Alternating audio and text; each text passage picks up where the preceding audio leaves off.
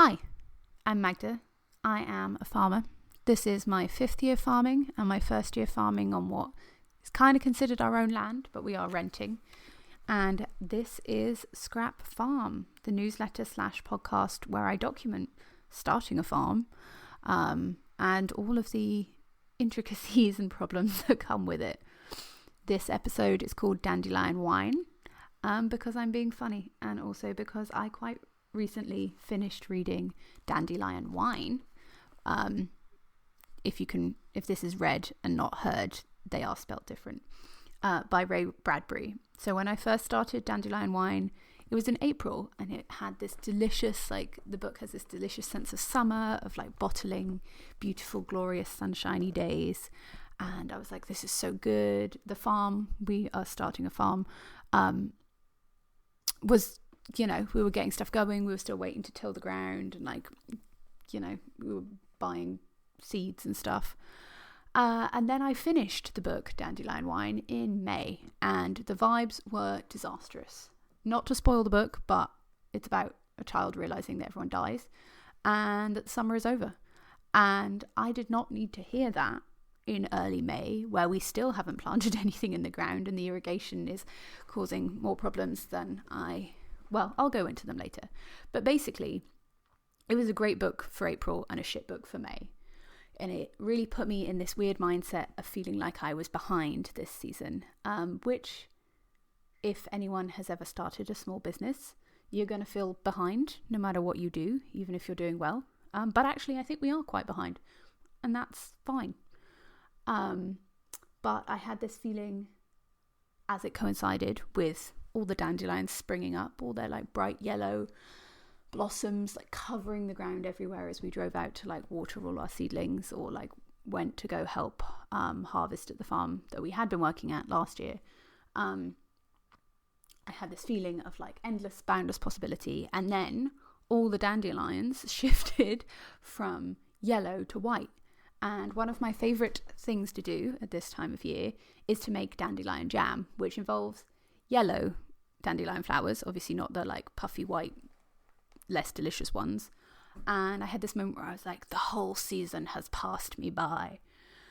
But actually, I was just being dramatic, because when I got out of the car and actually walked around and stopped and paused, in between all of the white fluffy dandelion blossoms were still shit tons of yellow flowers.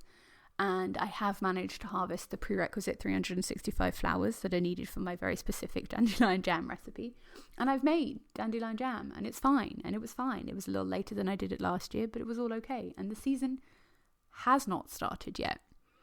So that has been my vibe, really, at the moment, is feeling like I'm behind and then having to calm the fuck down and realizing I'm not. So my life advice to you is to pause, really look at what your problems are, and then make some jam. Yeah. Also, this is called Dandelion Wine because I feel like I'm whining, but actually I'm just sharing the realities of starting a farm. Anyway, the farm updates are that we have nothing in the ground. When I'm recording this, it is the 14th of May, the middle of May, and we still do not have plants in the ground. And this is because we still do not have water.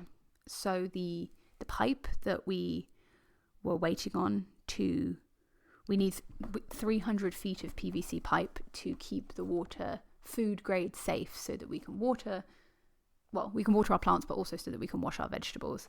We're waiting on that pipe to arrive, and that was a week late. It got lost in transit. So that was one of the realities of farming. So we were just straight up a week behind, because we didn't know where a pipe was on the continental US. And then from there, my partner and I are working part-time jobs, and we then didn't have any days that we could work that also coincided with when our landlord was around, because we were going to dig a 300-foot trench and on his land. And so obviously he had to also be around while we were also around. So we had to wait for coinciding days. So that put us back several more days. And so this weekend, or last weekend technically, we dug a 300-foot trench with a very specialized, massive piece of equipment that we had to drive around on a trailer. And even I drove around on a trailer, which, if anyone knows me, that's absolutely terrifying. So we now have a trench with a pipe in it, which is fantastic. This is amazing news. I'm very excited about this.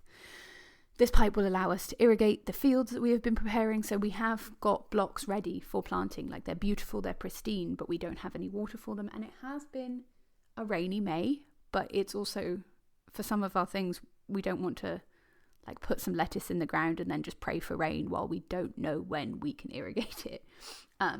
Because we couldn't even get pipes out there to like hand water it, basically. But we are at the point where there is a pipe out there.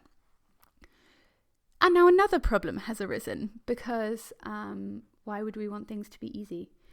The water flow rate from the well is supposed to be 12 gallons per minute, which is a perfectly acceptable flow rate for the kind of irrigation that we're doing. We're hopefully doing the sumi soaker method. Well, not hopefully, we've ordered it, so I sure hope so. But we need a good gallons per minute to actually do the irrigation, and at the end of our pipe it is coming out at 2 gallons per minute. So that is not enough to provide the flow or the pressure needed to irrigate our crops. So we are going to have to come up with, or have been coming up with, an ingenious method that involves filling tanks and using those tanks to provide the flow rate. But there are some limitations on how fast those tanks can refill after we use them to irrigate. So a lot of our living room wall is covered in post-it notes trying to figure out what's going where, how we are connecting stuff, and what, exactly how much water we need for everything. So that's another problem. We love problems here. But in the middle of all this, we still have to start seeds. So I've been starting seeds that will be planted in a month's time, under the assumption that in a month's time we will have somewhere for them to go, and that somewhere will be waterable. I'm no longer making statements like next week we will be able to irrigate or anything like that. We are taking things way slower than, well, we're being cautious. We're not taking things slower than anyone else. But I need to remind myself that the seeds we're starting are like both like a hopeful thing and also a realistic thing, because obviously we are going to need plants to grow over the next few months. So yeah, that is where we are at right now. We have also put up our first YouTube video kind of detailing what we did in the first 2 weeks of April. And while we were editing it, my partner looked at me and was like, "It's a bit embarrassing, isn't it?" And I hadn't really thought about it like that until now, but I think they're right. Yeah, it is a little bit embarrassing. But the thing is, it's not actually embarrassing. Well, first of all, kill the bit that cringes, but also it's only embarrassing to us, these mistakes that we are making and then documenting and then putting on the internet so that no one else makes them in the same way, and hopefully someone learns or at least feels less like they're the only ones making these mistakes.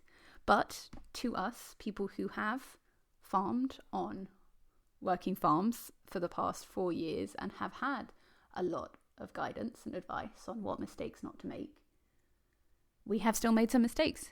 And so acknowledging that, I mean, maybe embarrassment is not the right word, but we are still committed to learning in real time and showing people the realities of actually starting a farm on less than ideal land. And so, yeah, that's what we're doing. I guess I will link that YouTube video if you're interested in seeing what it looks like for two people to sort of point at a field for 20 minutes.